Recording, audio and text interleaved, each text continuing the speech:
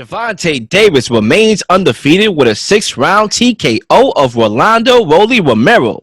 Did this fight confirm that Tank Davis is the most box office attraction in the sport of boxing today?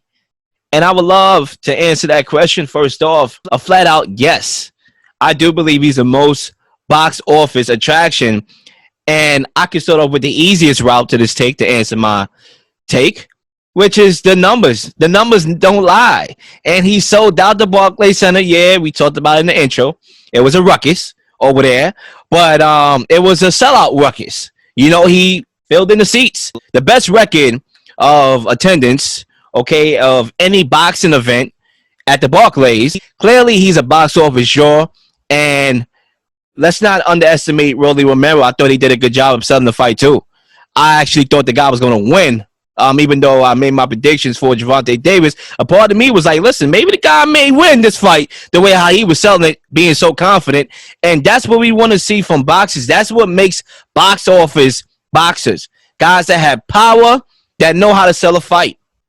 No disrespect to my guy, Bud. I love Bud. He's one of my favorite boxers in the world. But he doesn't have the personality to be box office. Box office in sports is just like rap. It's like, how can you sell outside of your craft? Like, you could be the lyrical genius all you want, but how do you go in their eyes to watch you and watch your every move? And I think Gervonta Davis, he has that appeal. And that's why he's box office. Not to mention, he can punch.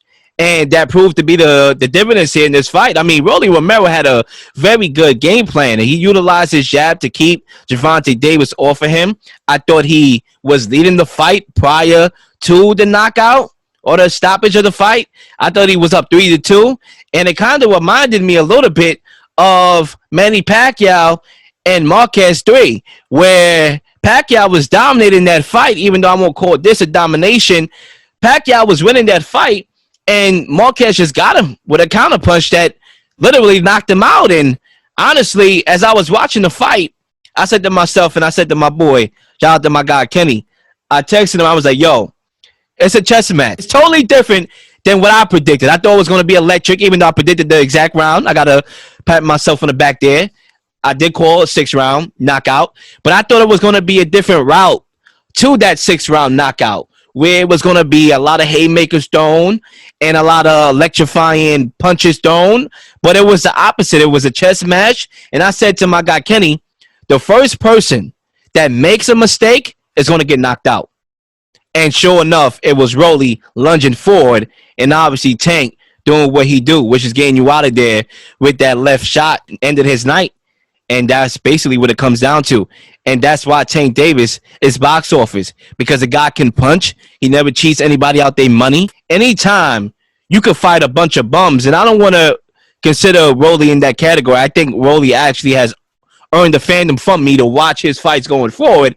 But anytime you can fight a guy that nobody knows about, and everybody can flock to see you fight that dude because they know they're going to see a knockout at the end of the night, then you have a special talent. Yeah, first I want to disagree. I believe that this fight did confirm that Gervonta Davis is the most box office attraction in boxing. He's actually on record as being the only fighter to sell out a boxing event in the Barclays Center. And this is arena that we've seen Keith Thurman, we've seen Danny Garcia, we've seen Sean Porter headline there, we've seen Deontay Wilder headline there with Luis Ortiz, we see Errol Spence defend his belts over there in the Barclays Center, and none of them were able to sell out the arena like Gervonta Davis did. So he is clearly the main attraction in the Barclays Center by far. And I understand that him not re-signing with Mayweather Promotions could possibly mean way more money coming in to his camp, to his actual bank account against these other guys, you know, the possible Garcias, Lomachenkos, Teofimo Lopez's. We talk about Haney and Cambosos possibly, even a potential Shakur Stevenson match down the line. We talk about all these different possibilities. That's going to be big name fights because Gervonta Davis is that big of a name in boxing at this particular moment. In my opinion, he's on that list with that pound for pound fighter. He's up there. I don't know where people have him, but he's up there, not for that top 5. I'll tell you that much. And when we look at this fight in its totality, right? I think the fight was a lot closer than what people said on social media. They said Gervonta Davis washed him. They said a lot of different things. But when I rewatched the fights and I rewatched the highlights, Rolly Romero was able to do everything he wanted to do and how he wanted to fight. When you look at his previous fights, he fights the same exact way against every fighter. And you have to give him kudos to him going into that ring and still doing what he wanted to do against Gervonta Davis. It was just unfortunate. He lunged forward and got hit with a counter, and that the rest is history. When you get hit with the counter, it's not lights out, especially with Gervonta Davis. And we have to watch how Rolly fights moving forward, because you can't knock him. 14 fights in, you got to see Gervonta Davis, arguably the best fighter in a division, and you got to fight him early. You know, and only on your 15th fight. That's nothing not to hang your hat on. That's a beautiful thing to see, and it's only going to improve your skill and what you should work on moving forward. Maybe the next fight he has in 3 months, 4 months, he knocks the next guy out, the next couple of guys out, but he's still hungry because he knows that loss to Gervonta Davis is still lingering in his mind. He might become a way better fighter after this than than he was going into that Gervonta Davis fight. I didn't think it was a landslide fight. I know the judges had him, I think, every round going to Gervonta Davis. But I had Rolly winning a couple rounds when I watched the fight back, watched the highlights. I had Rolly up. I had him winning the fight prior to that. So I just don't agree with the judges or even people saying, yeah, it was 6 rounds. Davis had him the entire fight. He saw what Rolly was doing. He had volume punches. He was throwing a lot of punches, right? He kept it a distance, throwing a jab, throwing some power punches. He was doing everything that he has done in previous fights against Gervonta Davis, and was doing it with succession. You know, understand people say, oh, what about the efficiency? What about the numbers? I mean, when you throw a lot of punches, not all of them are going to land. Name me a fighter who threw 100 punches in a round and landed all 100. It doesn't happen. So, you know, he has a lot more learning to do. And I hope that when he goes and he looks at the tape, he watched the fight, he doesn't hang his hat and say, damn, I lost to a better fighter. He goes, I can improve on these things, and I can just come back and be stronger than I ever was. So kudos to Rolly Romero, but Gervonta Davis remains undefeated, and I'm looking forward to what he has in store for us moving down the line in his career. I mean, Tank only landed 4 punches per round. Tank clearly had respect for Rolly's power, and so did Rolly. And that's one of the key things to the fight was in the beginning, well, throughout the whole duration of the fight, each fighter respected each other's punch and didn't want to make a mistake that was going to result in a result of being knocked out. And it's unfortunate because, like I said, I had Rolly up in the fight, 3 rounds to 2. He lunged forward. And when you lunge forward, even if Tank don't hit you that hard, it's going to result in how it resulted, which is a knockout because you're lunging into that punch, right? And that's just what happened. So we'll see how Rolly Romero bounces back from this. And obviously the next big thing is Tank and what he decides to do.